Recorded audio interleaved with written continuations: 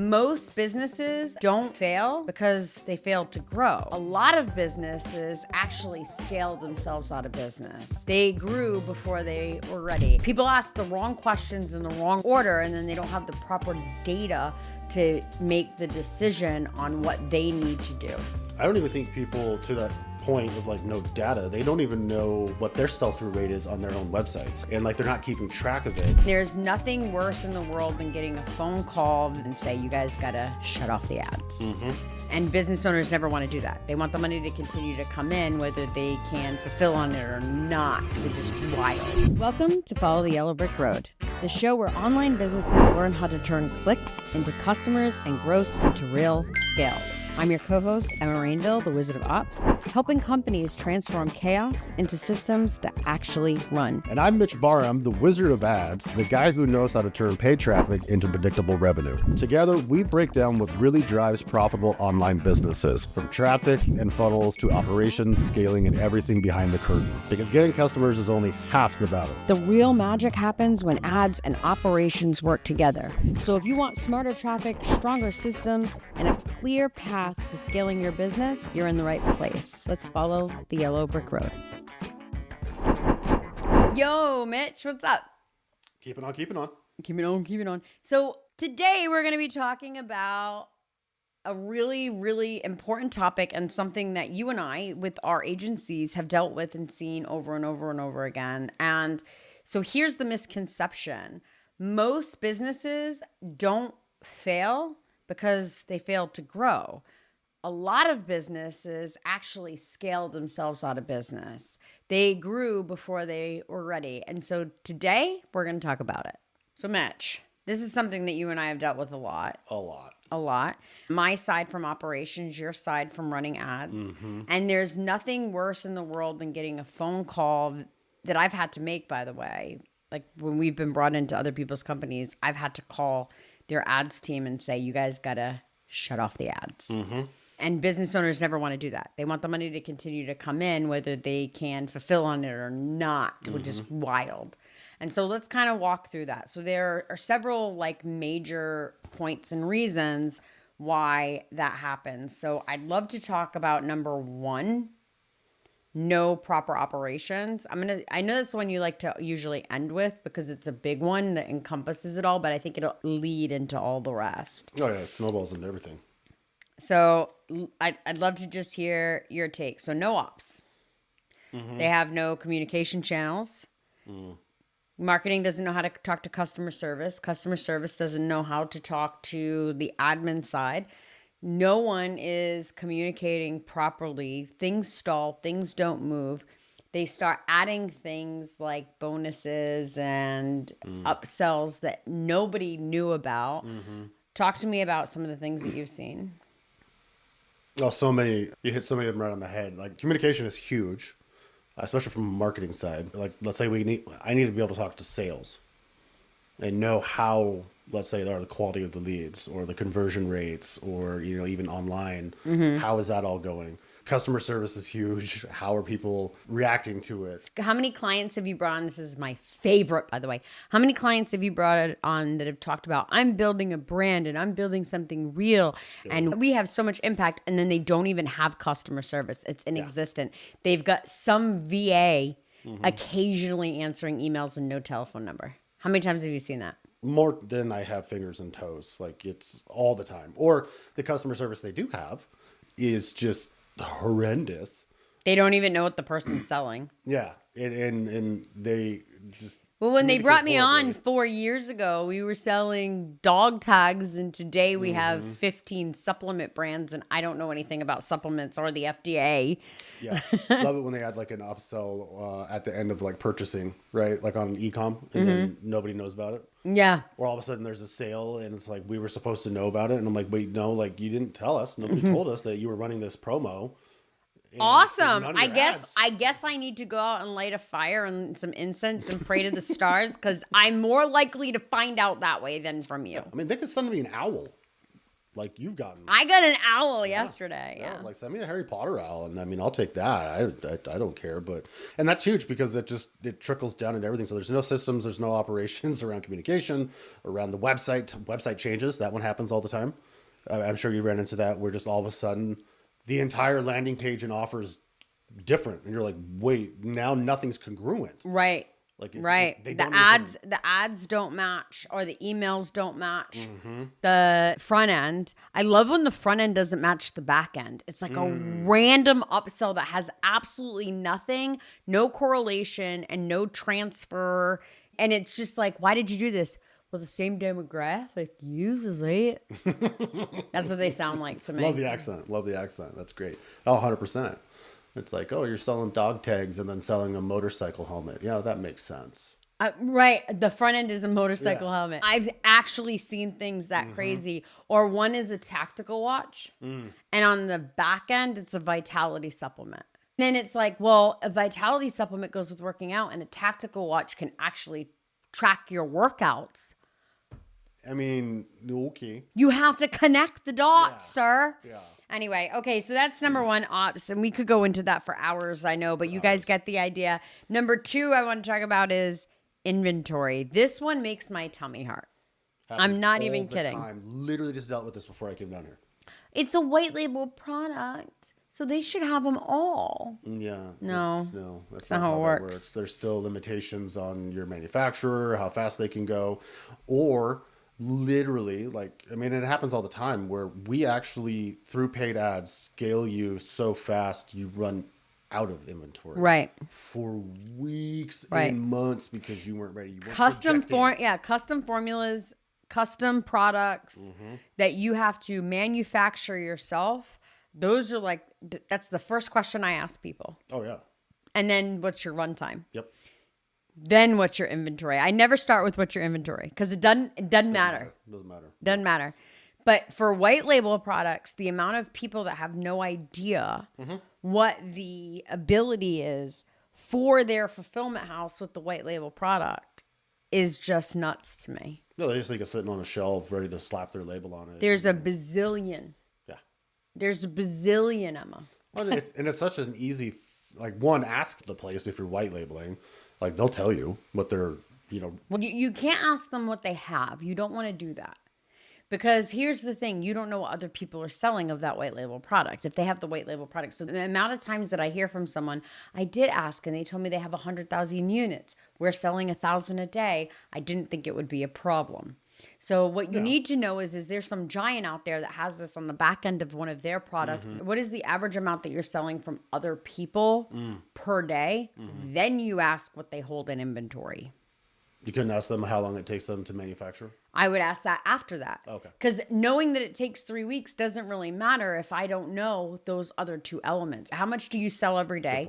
How much do you have on hand? What is your runtime? And I want to make sure that I'm checking in regularly that how much are you selling every day doesn't increase. And I want to make sure that the runtime is being implemented when they're at half staff. And half staff means you've got half of what you need for that amount of time. So if you generally are going to be out in 6 weeks and your runtime is 3 weeks, I want to know that you started manufacturing, making sure that you have double the amount of inventory you need for the time. And that's just very, very important. People ask the wrong questions in the wrong order, and then they don't have the proper data to make the decision on what they need to do.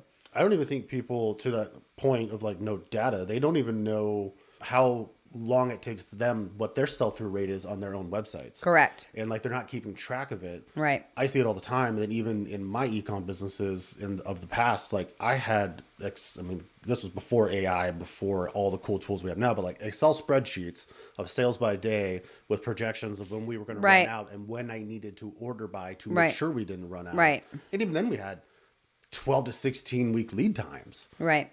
And so I had to make the other side to that is when you're not the one doing the fulfillment, what is the fulfillment house capable of is an important question that no one ever asks because it's not endless. Nope. And so if they typically service 1,000 clients, let's say they're a small fulfillment house, That's 1,000 clients. Right. And they're fulfilling on 1,000 clients. And I all of a sudden go from selling 100 units a day to 1,000 units a day, which sounds like a lot, but it actually is not. It's one ad working. Right. And now my lead time, 3 days just to get it out the door. Yeah, that's wild. My chargeback issues are just going to go through the roof. And one chargeback issue like that will cut into 100% of your profitability if you're a small business doing, under 5 million. Well, then think about the customer service issues it'll bring up too. And then If you have customer service, right? Yeah, So generally speaking, if you don't have proper customer service and you don't have proper operations, you don't even know that your supplements didn't go out the same day or the next day. So you don't even know that your 5 to 7 day lead time is actually 9 to 15 days. and customers, here's the thing. If you tell someone 5 to 7 days, Yep. you really should be 3 to 5 days, because as soon as they hit the 5 days, you already are going to create issues. The first time customer service doesn't answer the phone or answer an email in 2 minutes, the bank answers the phone in 2 seconds. And now most banking systems, I can charge back on my app. I don't have to talk to anybody. Product not as described. Didn't arrive. That's, by the way, the best way to charge anything back is product not as described. You can't argue with You that. always win. You can't argue with that. Interrupt this podcast to ask you to do a huge favor for us. Huge. We drop so much knowledge to help you guys, but you're not going to be notified unless you hit that subscribe and the notification bell to be notified the minute we drop a new episode to help you grow and scale your business. Because you never know when we're going to be taken off YouTube. You have no idea. Like, I could all of a sudden be like Liam Neeson with a particular set of skills. Also, we read every single comment. So Leave a question or comment. We will reply to it, and maybe we'll even talk about it in an upcoming episode. probably if you troll us, we will definitely talk about you in an upcoming episode. Thanks. Okay, so inventory. What's number 3? Cash flow. So if I am running an Amex that has $50,000 worth of spend, let's say, and my ads start working and I increase my ads and my $50,000 turns into $100,000 a week, I have to be able to pay that Amex down or be able to come up with some way to pay for those ads. It isn't just about, hey, Mitch, you're my ad guy.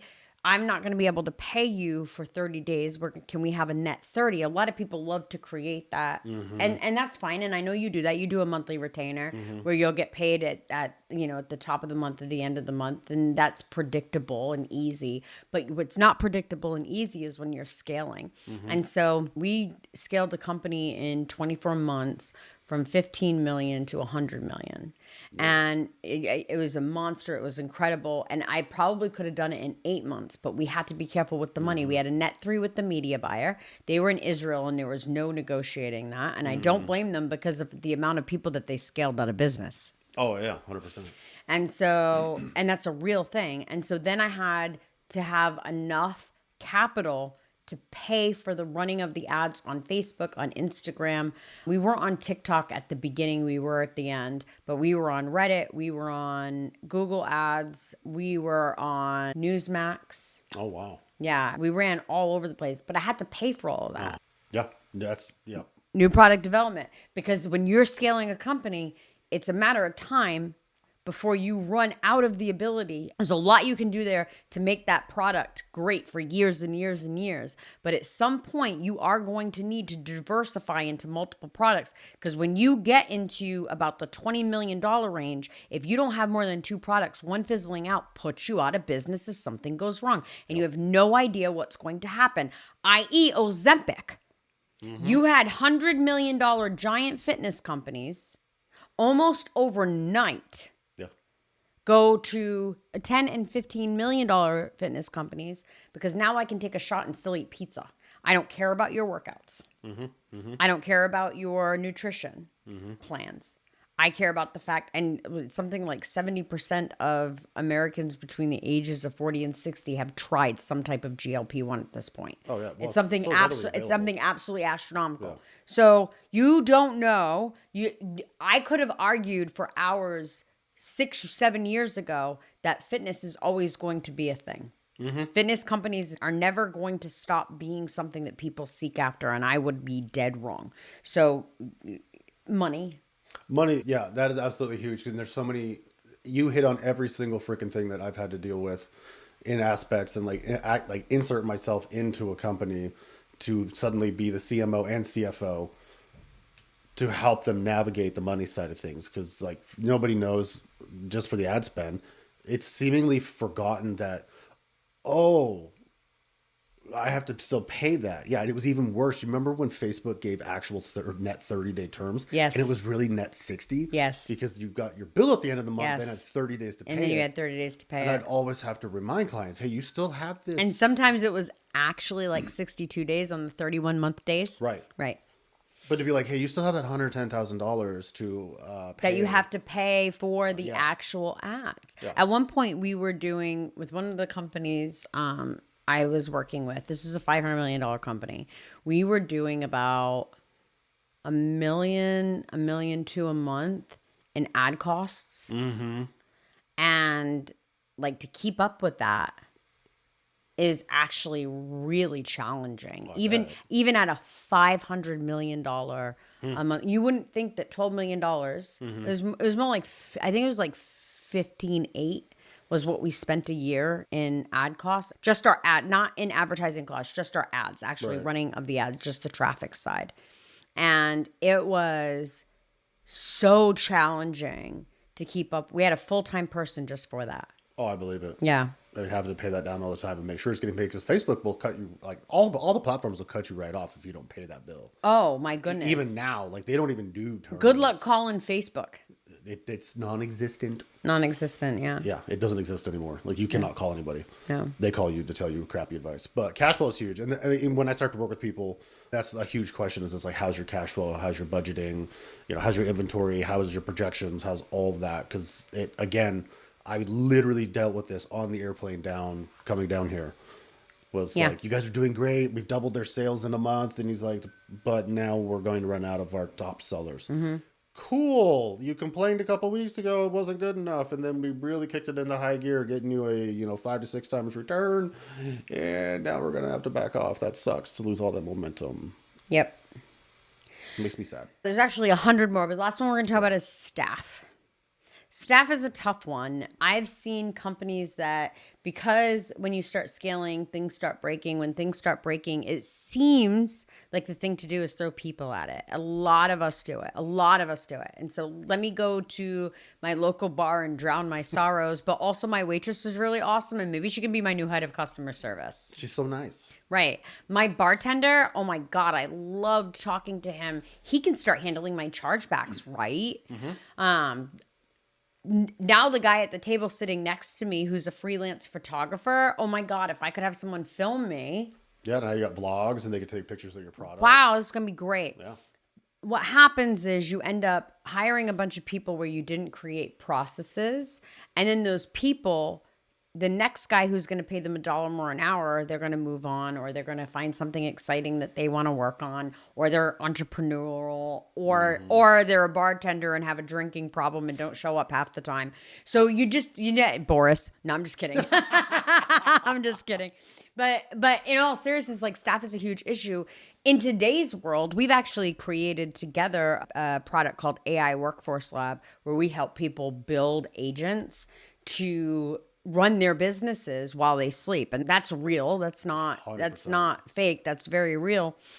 And it's a phenomenal thing, but it allows us to really grow our staff. The thing is that agents need to be thought through, and each agent that you build should have one job only. Yep. And that one job needs to actually be looked at from time to time on how they're doing it, because the world is changing. So it also, there's a lot of factors involved. So staff is a big roadblock, a ceiling that you'll hit very, very quickly. And when you go from a small company to a large company, which is, we're seeing more and more with AI and automations and robotics, we're seeing people like hit the ground running. Yeah. Being able to have enough people on hand, i.e. or agents that can grow your business. Literal agent armies out there. And so, yeah, I always loved it when I knew people that would hire based on hopes and dreams. Like, oh, but like, yeah, we need to get that person in place. And then it never really happened. But like now you can have that agent ready to go. ready, and right. Just So spin it up and it costs you I nothing. love that you just brought this up. This is such a huge issue. I remember I worked with this guy, and he was actually really, really smart. He was psychotic, absolutely psychotic. But the best ones are. Mm-hmm. I survived him. I literally say this all the time. He also taught me more than anyone I've ever worked with, ever. It was a really hard 3 years of my life, But man, I learned so much. The one thing that I argued with him all the time was he always wanted to hire someone for the company we were trying to build in 3 years, to 5 years. Yep. And I would try and tell him that person doesn't work over here. Over here is gritty. Over here is get your hands dirty. Over here is roll up your sleeves and get shit done. This guy is a leader, a delegator, a mentor, a strategic thinker, not a doer. We cannot hire him for here. We're going to pay so much money, and by the time we get to here, he has underperformed so much you hate him and don't trust him anymore. We've got to hire for today. But like you said, the beauty of agents are I can build the agent that I need for today and the agent that I can just literally plug in when I'm ready because we're there long before. I've already got him trained. I've already got him ready. I've got him laying in wait, and there's no concern that another company is going to scoop him up. I've yet to see that happen. Right? We'll see. Somebody poach another We'll agent. see. I'm sure eventually it'll happen. Eventually, yeah, that's crazy, gonna be- right? oh, yeah, That's that'll going to be be fun. wild. We need to start thinking about that actually. That's it for today's episode of Follow the Yellow Brick Road, where the Wizard of Ads and the Wizard of Ops break down what it really takes to build and scale a profitable online business. If you found this episode useful, make sure to go to followtheyellowbrickroadpodcast.com to check out the Hidden Control Chamber for all kinds of awesome freebies, guides, checklists, everything that we do to grow businesses. So hop over there and grab all those free resources in the Hidden Control Chamber. And remember, getting traffic is one thing. Turning it into customers that build the systems to support real growth, that's where the real magic happens. Until next time, keep following the Yellow Brick Road.